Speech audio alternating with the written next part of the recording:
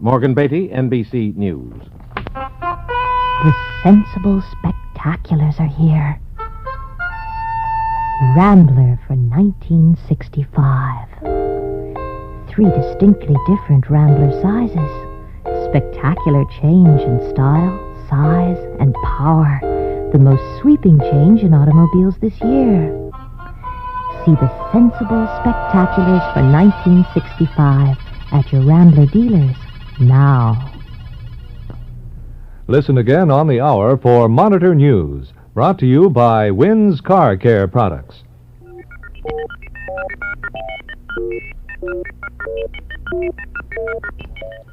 This evening, the report of the Warren Commission to investigate the assassination of President Kennedy was released. In part, it dealt with rumors and speculations which surrounded the 2 violent principals in that tragic and dramatic episode, Lee Harvey Oswald and the man who killed him, Jack Ruby.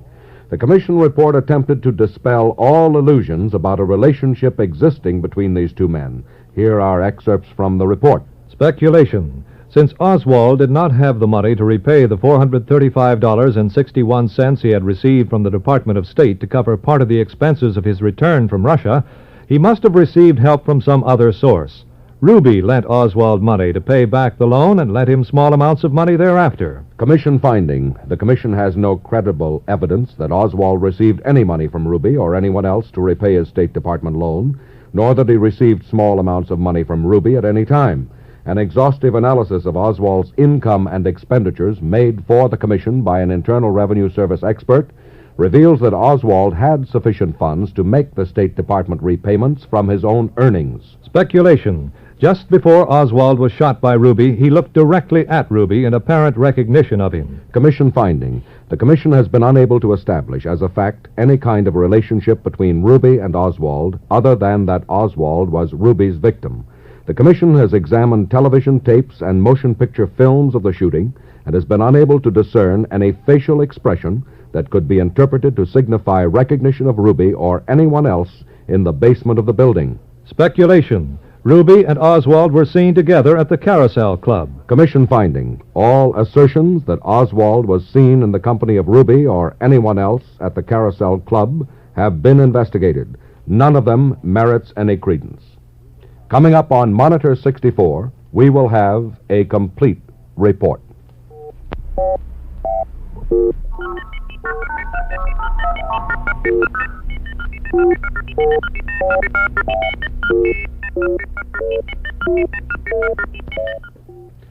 This is Monitor, and I am Frank Blair. Tonight we are deferring report number 3 of Campaign Countdown, originally scheduled for this half hour of Monitor, for a special NBC News report on the Warren Commission report. As you know by now, the special investigative group convened by President Johnson last November to probe into the assassination of President Kennedy issued its long-awaited report this evening. The panel, headed by Chief Justice Earl Warren, made public the official results of its 10-month investigation, a document which contained 296,000 words, including the testimony of 552 witnesses and countless exhibits. The Commission had been charged with the task of determining everything it is possible to learn about the tragic events of last November 22nd in Dallas, Texas. The story, as we learned it at the time, is recounted now by NBC correspondent Richard Harkness. If any news story was ever covered in minute detail and in deep background, it was the assassination of the late John F. Kennedy. Within moments that fatal day in Dallas, listeners to NBC Radio heard an outpouring of news bulletins from NBC correspondents. This is an NBC News bulletin. Shots were fired near President Kennedy in Dallas. Here is a report from Robert McNeil, NBC News, with the presidential party in Dallas. Several shots were fired as President Kennedy's motorcade passed through downtown Dallas. Crowds screamed and lay down on the grass. As the motorcade went by, police broke away and began chasing an unknown gunman across some railroad tracks. It was not known if the shots were aimed at the president. Repeat, it is not known if the shots were aimed at the president. This is Robert McNeil, NBC News in Dallas, Texas. And here is a flash from the Associated Press in Dallas. The Associated Press reports that the president was seriously wounded. This is not confirmed. This is a flash. Repeat, this is a flash from the Associated Press in Dallas. They report that the president was seriously wounded by an assassin's bullets. Information is still sketchy at this time. We have just talked with two eyewitnesses, a man and his wife, who were standing near the president's motorcade. They said that a shot rang out from behind them. They thought at first it was a firecracker. Then, according to the eyewitnesses, one woman who was in a hysterical condition told us that the president was hit in the side of the head and fell into his wife Jacqueline's arms. People screamed and lay down in the grass as the shots were heard as the motorcade went by. Police immediately fanned out over a wide area. A small Negro boy and a white man said they had seen a man with a gun in the window of a building overlooking the road. Representative Albert Thomas, Democrat of Texas, says he's been informed the president and Governor Connally were both still alive. A Secret Service agent, Clint Hill, said he's dead. As the president... Mrs. Kennedy, who was sitting beside him in the open car, was not hurt, but the governor of Texas, John Connally, was also reported wounded. The president has been given blood transfusions in an attempt to save his life. Two Roman Catholics... Then order came from that first shock and disbelief. The president was dead. Police arrested a Lee Harvey Oswald. Oswald was interviewed in the custody of Dallas police. I didn't shoot anybody, sir. I haven't been told what I'm here for. You have a lawyer? No, sir, I don't. But the public knew within hours that Oswald was the killer. He had not only killed a second man, a police officer. Oswald had been seen leaving the textbook repository building where the death weapon was found in a clutter of boxes. The ugly weapon, with its deadly telescopic sight, was traced to Oswald through a mail-order house. Well, 2 days after the assassination, the nation's grief was confounded. The country witnessed by the sounds of NBC Radio saw on NBC television Jack Ruby gunned down Oswald. NBC's Tom Pettit reported. There is Lee Oswald. He's been shot. He's been shot. Lee Oswald has been shot. There's the man with a gun. It's absolute panic. Absolute panic here in the basement of Dallas Police Headquarters. The detectives have their guns drawn. Oswald has been shot. There is no question about it. Oswald has been shot. Pandemonium has broken loose here in the basement of Dallas Police Headquarters. How did you see it, Jeff? I was standing over towards the left. Oswald came out. He had the same look on his face that he always does or has. Suddenly, what sounded like a loud firecracker rang out. He grabbed his side and he said, "Ow!" and fell to the ground. And I saw the flash right on his black sweater. The flash. Oh yeah. The man had a hat, a dark hat, a brown suit. He was stocky and strong. Came to him and he put the gun right there. I saw the flash over the black sweater. Then the background. We learned of Oswald's life, his affinity for communism shown by his trip to Russia, his attempts to reach Cuba by way of Mexico. Likewise, reporters pieced together the life of Jack Ruby. There was a backdrop there of tawdry striptease joints. We learned, more important, of his emotional instability. More of his story and of the shooting was then told at Ruby's trial. Still, there were questions. Was there an assassination plot? Did the Secret Service give the president adequate and efficient protection? Well, President Johnson knew that the country and the world deserved to know the answers. He appointed the President's Commission, which reported this evening. This is Richard Harkness, NBC News, Washington. Tonight, the lengthy document produced by the Commission provides answers to most of those questions. It says there is no evidence to prove that there was a conspiracy, international or domestic, to take the life of President Kennedy. And it lays the full blame for the assassination at the hands of Lee Harvey Oswald, a 24-year-old misfit who himself was murdered by a Dallas nightclub operator 2 days later. The report paints the most complete portrait of Oswald yet made public. Here is Robert McCormick with that portion of the report. The Warren Commission report put a great deal of effort into trying to figure out just what sort of person Oswald was. But any language used to describe him mentally sounds feeble and far too restrained. The word disturbed crops up repeatedly along with isolated, belligerent, and hostile. Yet taken together, the characterizations somehow seem inadequate, or as the report points out, none of these possibilities satisfactorily explains Oswald's act if it's judged by the standards of reasonable men. But these basic facts seem to stand out. Since early childhood, Oswald had been remote, screened from other people. He had no intimate friends. Even as a very young boy, he had no playmates. His virility was questionable, but his pugnaciousness toward others was not. Along with this, quite logically, came a deep hostility toward other people. His mother was included, as was at times his wife and his brother's wife, whom he once threatened with a knife, according to testimony, and eventually he even had a falling out with the brother himself. Yet the much publicized and apparently much misunderstood psychiatric report on Oswald's behavior made on him as a result of skipping school in New York did not assess him as a paranoid, and according to the commission, it could not have been used to predict that he would someday resort to violence. In the Marines, he seems to have been a misfit, partly because of personal sloppiness, partly because of his inability to accept discipline when it was applied to him, and partly because of his general attitude toward other people. His general hatred for mankind is considered a possible reason for his at times noisy support of Marxism and his work on behalf of Castroism in Cuba. Well, all through this runs a Walter Mitty theme. Oswald is represented as thinking he would someday be a great man. He fancied himself as the commander, thought he might someday be prime minister of his country. His wife says he compared himself with the great men of history, but sometimes seemed content with thinking he would be recognized 10,000 years from now as a historic figure of great vision. Oswald was not stupid, was above average in intelligence, scored well on such things as vocabulary and job aptitude tests. But he had difficulty keeping jobs, a problem he seemed to attribute to his pro-communist attitude, but which usually stemmed from his own personality. Financial troubles always seemed to haunt him, beginning 2 months before he was born when his father died. This added to his resentment against the world and the people in it.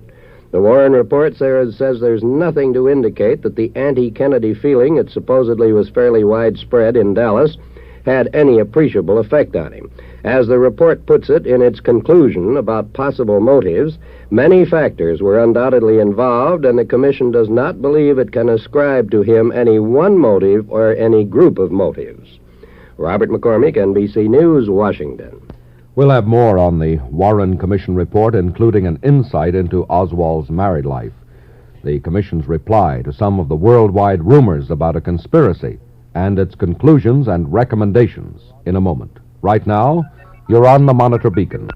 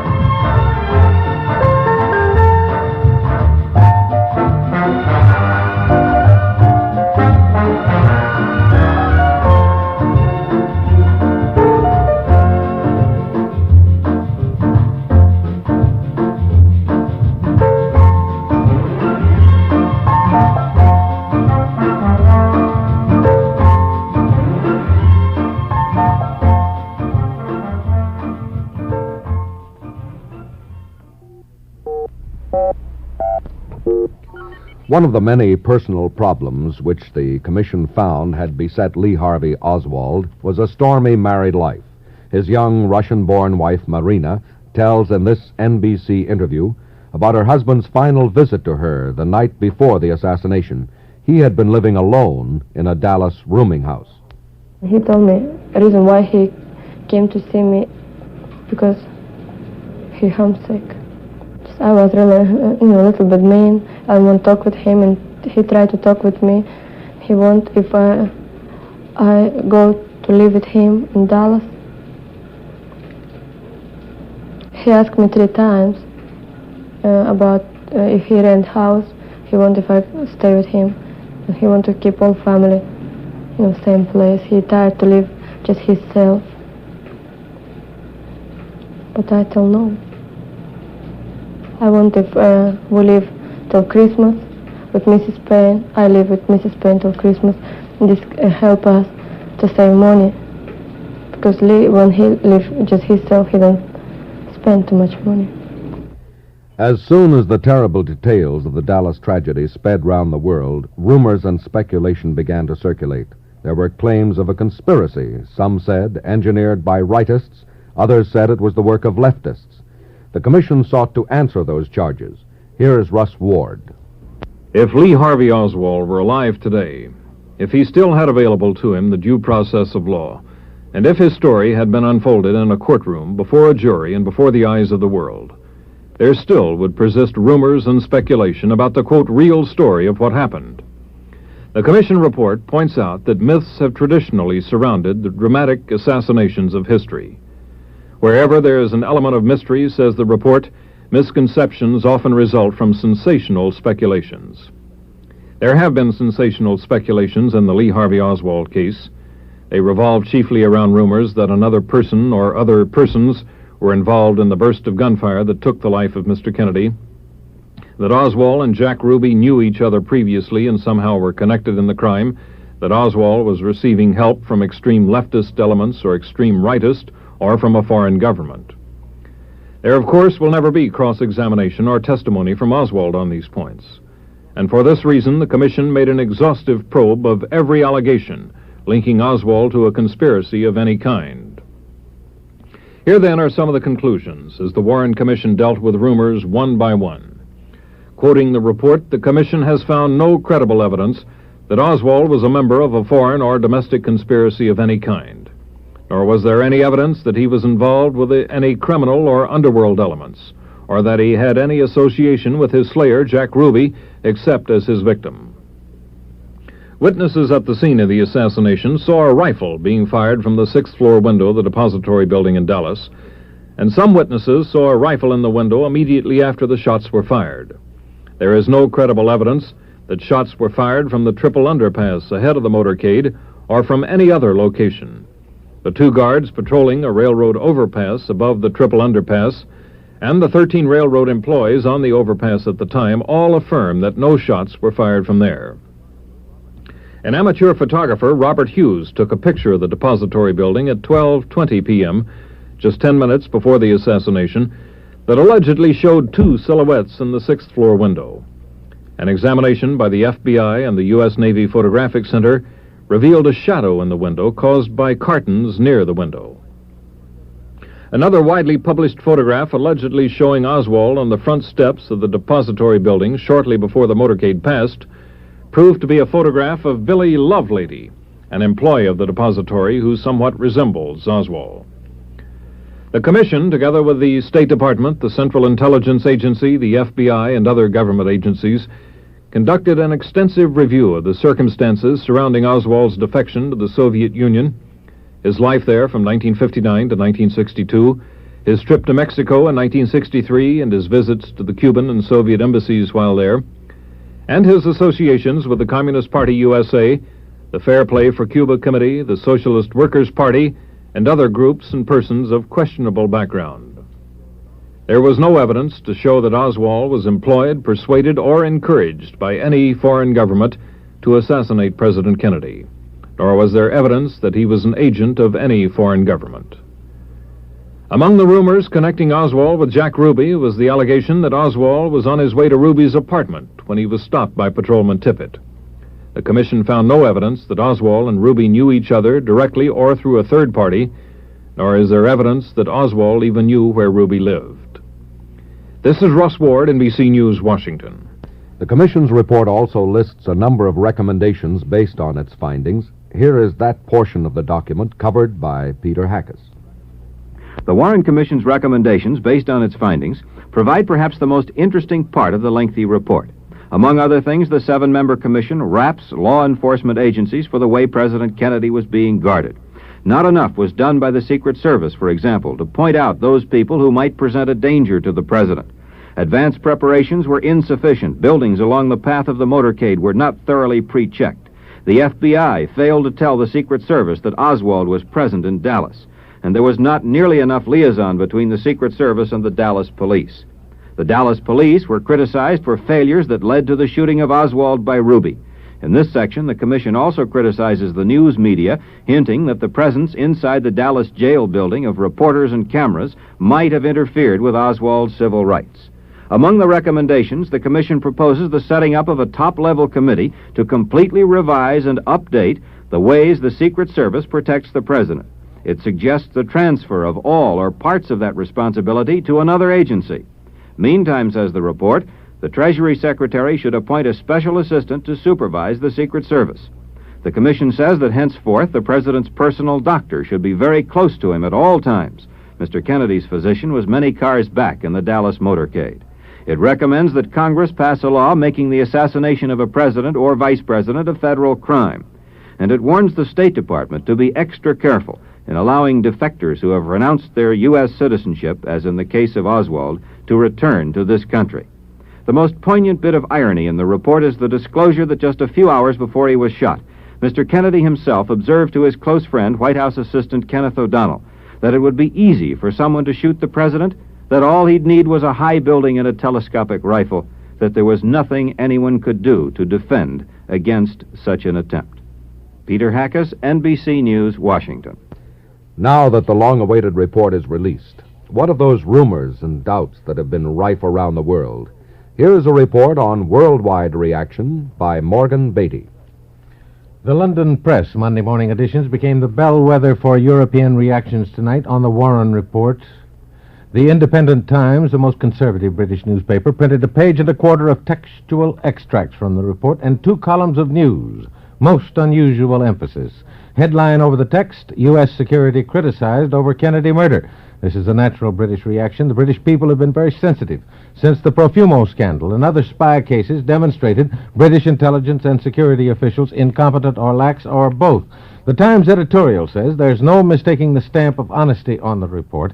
It is thorough, frank, scrupulously careful. The Times goes on, the report demonstrates the meaninglessness of the tragedy and a redeeming feature, said the Times. The American public did not panic into belief there was a sinister plot. Lord Bertram Russell tried as he could, as president of the Who Killed Kennedy Committee in Britain tonight, to lend credence to the communist propaganda legend that American right-wing oil men conspired to kill Kennedy. He admitted he had not read the Warren Report, said New York attorney Mark Lane had filled him in, said the Warren Commission was a group of incompetents. And even though the Warren Report was available well in advance to the Russian press, Komsomol Pravda tonight ignored it, repeated the old right-wing conspiracy charge. Communist reaction seems to be conditioned by the author Tom Buchanan, who was dismissed from a Washington newspaper in 1948 as a communist. He's now in Baltimore. He lives in Baltimore. He wrote the book Who Killed Kennedy, now in Europe. The Warren Commission answered all the rumors and false reports in the Buchanan book, as we have heard, and emphasized that not one shred of evidence has come from rumors spreaders in 10 months. Not one. Only suspicion. In other European reaction reports, in Germany, the headline in the leading Frankfurt newspaper this morning, or tomorrow morning our time, is Murder of Kennedy, a lone wolf's crime. The other Frankfurter newspaper, front-paged headline, Secret Service was not on the alert. The newspaper ran a 5-column story on the Warren Report on page 3. In the Netherlands, Dutch radio broadcast a special 5-minute transmission from its correspondent in New York. The correspondent said editorially, the report should do away with suspicions that the murder of the president might have been the result of a conspiracy. He added, the report shows a genuine effort to create a better American society. And so that terrible event of last November 22nd, the assassination of President John F. Kennedy, has been bound into a historic legal document which, despite the care and professional skill that went into its creation, will never completely lay to rest the questions and doubts that somehow always are generated by an act of supreme tragedy, the assassination of a great public figure. Next week, on this segment of Monitor, we will resume our coverage of the political campaigns with report number 3 of Campaign Countdown. I am Frank Blair. This is Monitor 64, nationwide on NBC. Out in Utah, listeners hear us on KCPX, Salt Lake City. Monitor great variety listening on the NBC Radio Network.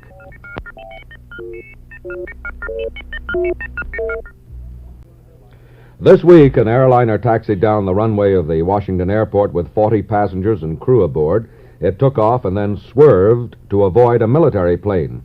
Guess who, of the 40 persons aboard, broke an ankle and strained a back because their seat belts were not fastened, as the stewardesses said they should be? The stewardesses. Oh, that's who.